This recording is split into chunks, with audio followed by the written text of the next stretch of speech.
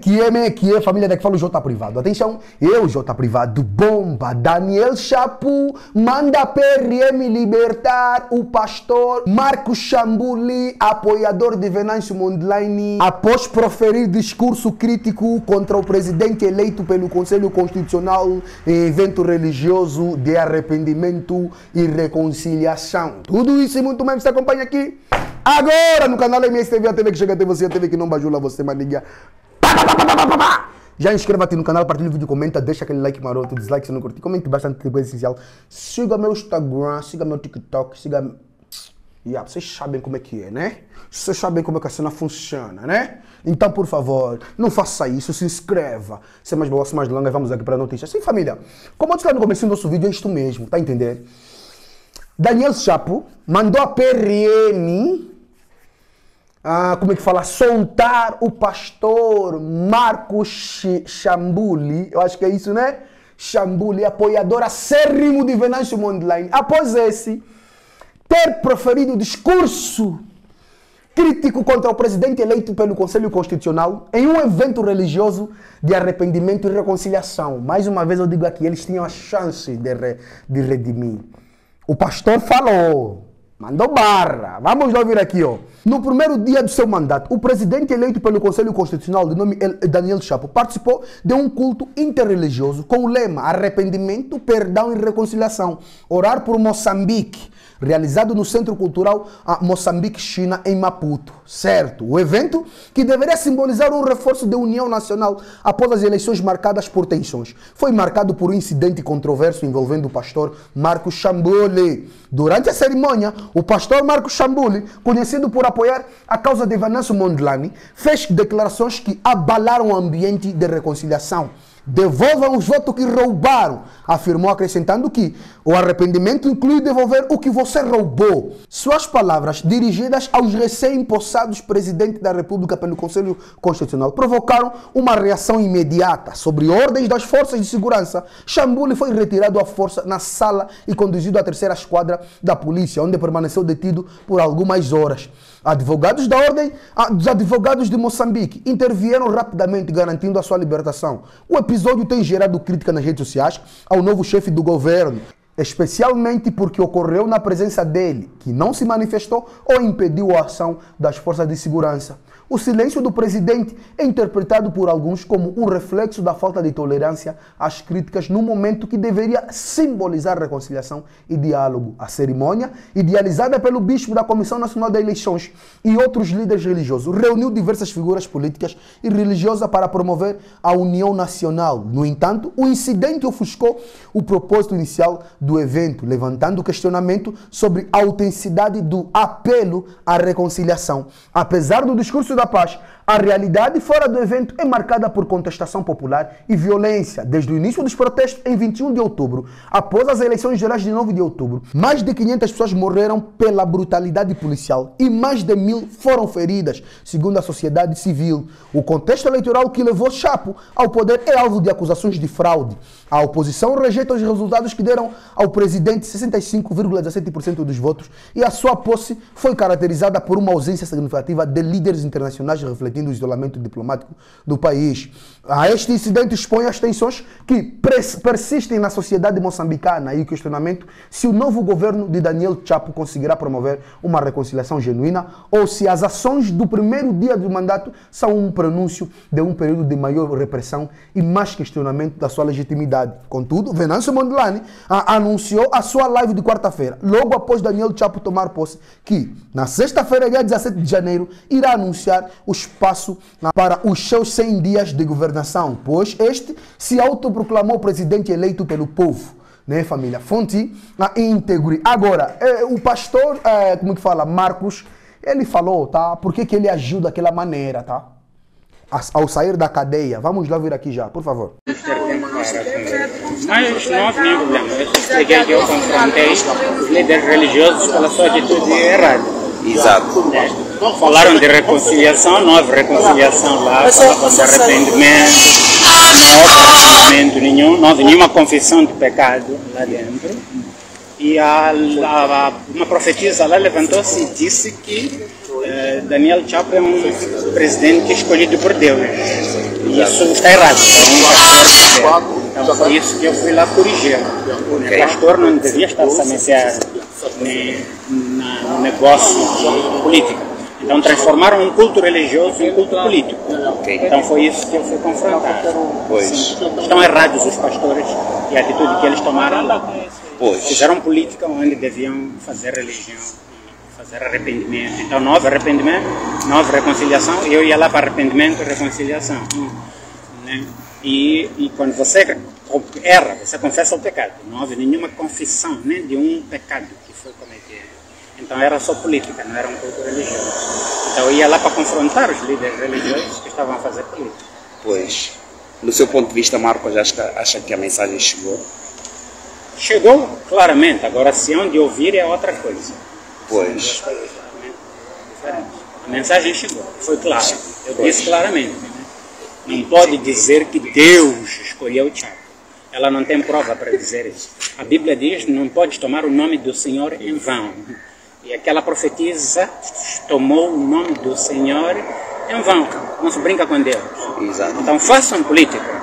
Se querem ser pastores, façam política. Mas não metam política, não usem religião para fazer política. Exato. E foi isso que eu fui confrontar os pastores que estão em pecado. Os pastores são a moral da sociedade, são o exemplo. E eles não podem fazer aquilo. Tem ovelhas nas suas igrejas que seguem o exemplo deles. E é um mau exemplo que os pastores foram dar hoje. Foram fazer uma capa de religião, mas era política.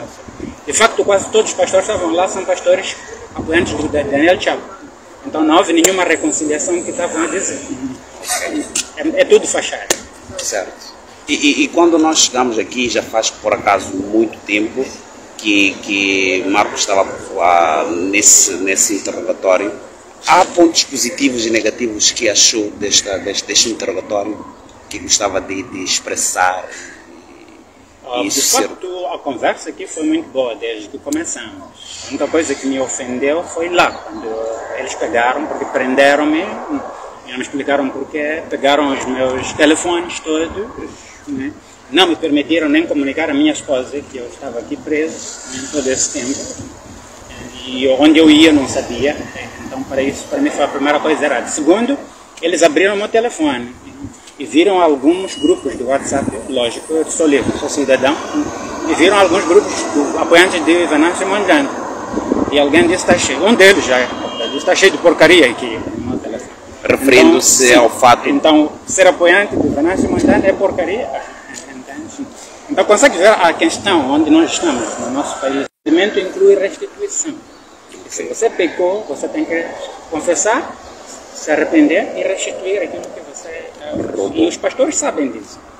Deviam ser eles os primeiros a ensinarem isso. Houve restituição dos teus telemóveis? Os telefones já restituíram, sim.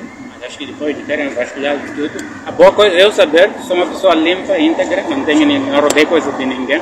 É por isso que desde manhã estou aqui calmo.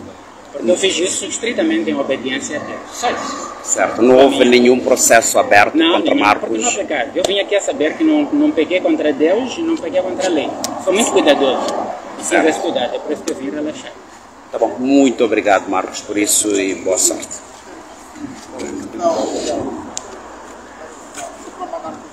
Então, conforme vê, o Marcos já está em liberdade e deu-nos aqui uma entrevista que vocês mesmos por si, onde poder tirar as fotos. Muito obrigado por terem acompanhado. Já podem espalhar até nos vossos grupos, nas redes sociais, que o Marcos chamou, já está em liberdade. Ali o outro a comemorar este fato. Muito obrigado. Tenham uma continuidade de um excelente dia. Muito bem. O que nós temos hoje? Hoje é o dia que havíamos prometido que vamos indicar as medidas para os primeiros 100 dias de governação deste mandato. Este mandato tem duas coisas. Há um candidato ou um presidente que foi eleito pelo povo, que tomou posse no dia 9 de janeiro, num espaço aberto, no aeroporto de Moçambique, no Estrela Vermelha, com mais de 35 mil pessoas no espaço aberto, sem nenhum tipo de restrição, sem convites prévios, e depois no dia 15 de janeiro há um outro presidente, que é o presidente da Comissão Nacional de Eleições, que é o presidente da UIR, que é o presidente dos baleamentos, que é o presidente das matanças, que é o presidente das valas comuns, que é o presidente das detenções ilegais, que esse presidente tomou posse numa tenda fechada, em que o povo era proibido de se aproximar, o povo era baleado, e se vocês se recordarem, foi uma tomada de posse sangrenta, olhando para alguns jornais internacionais, como classificaram essa tomada de posse. Estes 100 dias de que a gente quer aqui falar, representam o quê? Hoje, dia 17 de janeiro, é o primeiro dia, até o dia 27 de abril, vamos ter 100 dias destas medidas da governação desta primeira etapa. Hoje, curiosamente, é o meu aniversário. Então, você que está em casa pode me parabenizar, não é? Demoraram-se. Manda mais mensagens, manda parabéns para o presidente do povo, que eu agradeço e fico muito feliz para você também estar feliz por mais um ano de vida. Faço 51 anos de idade exatamente hoje. E preferi, em vez de estar em festa, estar a cortar bolos, estar a passear, eu preferi estar hoje a trabalhar para o meu povo. Preferi hoje estar a carregar a cruz que vai me possibilitar contribuir cada vez melhor para este país. Caros amigos, antes de entrarmos nas medidas propriamente ditas, você está atento? Você está aí em casa, você está atento? Está preparado para a gente entrar nas medidas? Você está mesmo preparado para entrarmos nas medidas? Ok, então primeiro, abre muito bem os seus olhos, os teus ouvidos, abre muito bem, porque vamos falar de coisas muito importantes hoje, muito interessantes. Mas antes de nós entrarmos nas medidas, eu queria colocar algumas questões prévias. Questões prévias são mais ou menos 4 questões prévias que eu, Venâncio Mondlane, o povo moçambicano, é Moçambique na diáspora e também os nossos parceiros africanos, europeus, americanos, internacionais, querem que isso aconteça em Moçambique. Primeiro, antes de mais nada, as pessoas exigem paz, tranquilidade imediata para Moçambique. Isto é fundamental. Depois falaremos de tudo o resto. Mas isto é fundamental. Antes de eu falar disto, deixa-me só fazer alguns breves comentários. Depois daquela tomada de posse sangrenta, que toda a gente sabe que naquele dia houve uma tomada de posse, mas o povo estava sendo assassinado. Valas comuns estavam a ser descobertas. Pessoas estavam a ser detidas ilegalmente sem nenhuma justificativa. O presidente da UIR, o presidente das matanças das valas comuns, este presidente esteve orientando, não sei se orientou, ou convocou, ou promoveu, porque eu não lhe conheço de forma nenhuma, com nenhuma habilidade, nenhuma qualificação na fé cristã, mas sei que esteve num culto interreligioso.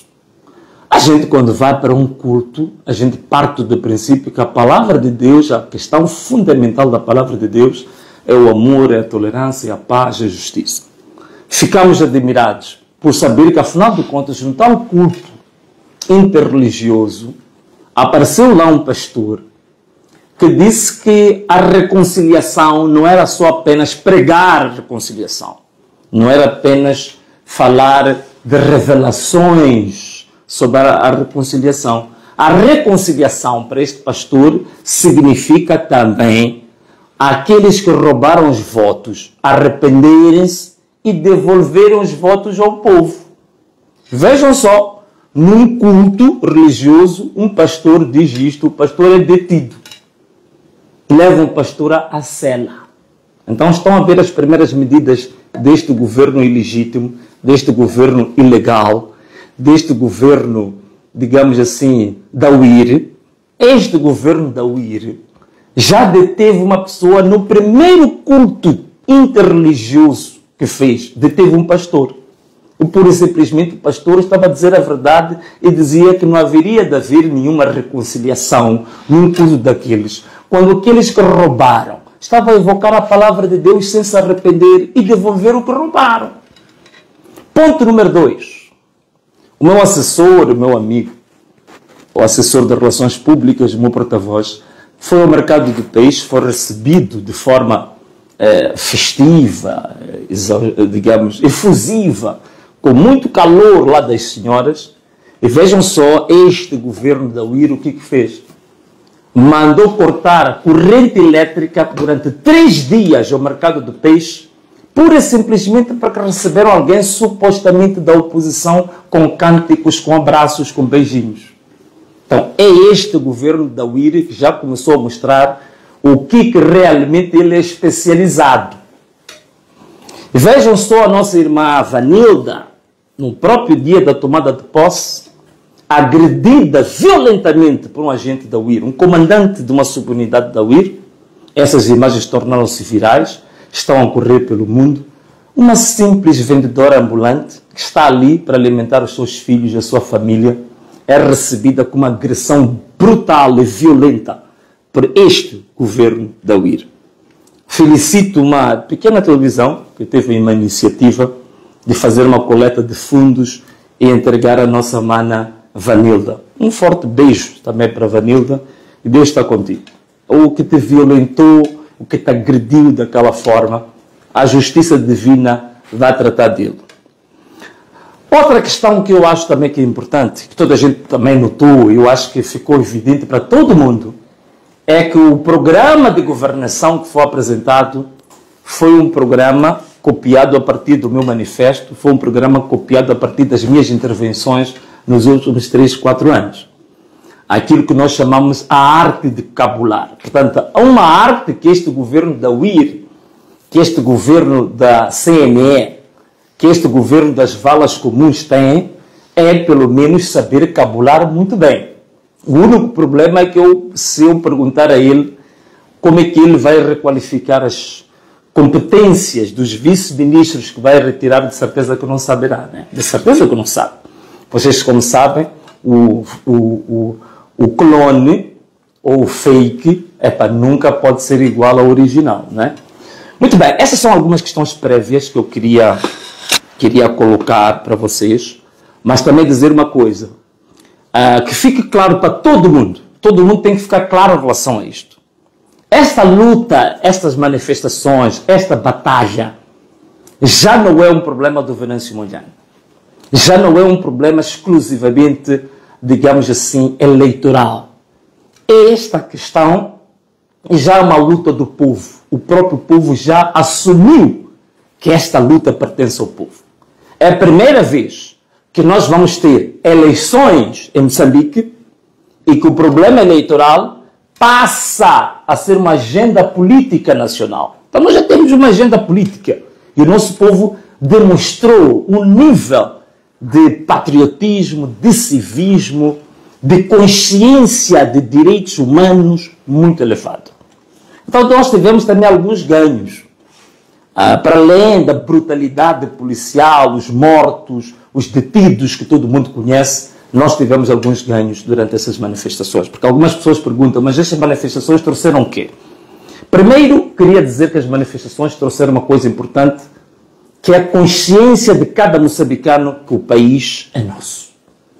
Todo mundo hoje, até os nossos próprios adversários, às vezes se enganam um pouco e dizem, este país é nosso, depois põem a mão na boca, mas já disseram. Significa que todo moçambicano hoje já tem consciência que este país lhe pertence, que tem direitos sobre este país, que este país não pertence a um grupinho, que este país não pertence a um partido, que este país não pertence a uma gangue, a uma família. Não, o país é de todos nós, isso foi um grande ganho.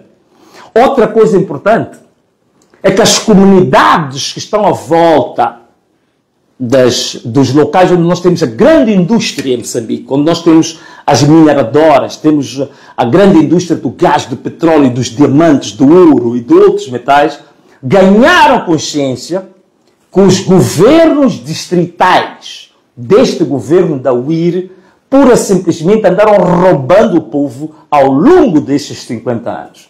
E as comunidades agora já estão a negociar acordos, chamados já ADLs, são acordos de desenvolvimento local, diretamente com as empresas. Como aconteceu em Açoro, vocês sabem que hoje há um contrato assinado entre a Sasol e também a comunidade de Inhassoro, avaliado em cerca de 40 milhões de dólares para os projetos que a comunidade definiu. Não os projetos definidos pelo governo da UIR, pelo partido da UIR, mas definidos pela própria comunidade. Portanto, isto é uma coisa única, nunca aconteceu antes. Topuito também tentou-se fazer mais ou menos em Nampula um ensaio disto. Então aí temos mais um ganho dessas manifestações. Tivemos 3 meses em que a população não pagou portagens. Sobretudo essas portagens ilegais, que são montadas só para meter dinheiro no bolso de alguns. Essas portagens cujas estradas estão esburacadas, mas têm portagens. Pelo menos 3 meses a população não pagou essas mesmas portagens. Durante 3 meses também, os nossos operadores chamados comércio fronteiriço, ou mucaristas, também não pagaram direitos absurdos nas fronteiras para trazer produtos básicos para os moçambicanos. Outra coisa importante é que também, pela primeira vez, foram movidos processos no Tribunal Penal Internacional contra pessoas que se dizem dirigentes, que controlam as forças de defesa e segurança, que estão a cometer um genocídio em Moçambique. Estão a cometer crimes contra a humanidade em Moçambique. Já tem vários processos no Tribunal Penal Internacional. Também foi uma forma de dizer que pela primeira vez Moçambique se projetou e foi conhecido no mundo por estas manifestações. Todos os jornais e televisões das maiores do mundo, neste momento, têm as suas atenções voltadas para Moçambique. Ainda aqui nesta sala também tem jornalistas da New York Times. Portanto, isto é um privilégio que o país está a ter de estar nos holofotes do mundo por causa da consciência cívica do seu povo. Por causa de um povo que sabe muito bem o que quer e que diz que o país é dele. E hoje o mundo está a olhar para Moçambique. Acima de tudo, talvez a coisa mais importante, a união dos moçambicanos. Pela primeira vez, ficamos 3 meses de mãos dadas a cantar o hino nacional. Ficamos 3 meses de mãos dadas a cantar o hino da África. Ficamos 3 meses de mãos dadas a orar juntos pelas famílias que perderam os seus parentes. Nunca aconteceu isso em toda a história deste país. Pelo contrário, porque o governo da UIR sempre procurou dividir os moçambicanos. Dividir os moçambicanos com tribalismo, com regionalismo, com segregação, com partidarismos e não sei quantos mais ismos. Mas desta vez o povo soube dar resposta e o povo mostrou que está unido, que o povo mostrou que é um povo que tem consciência de que uma vez unidos somos mais fortes e vamos muito mais longe.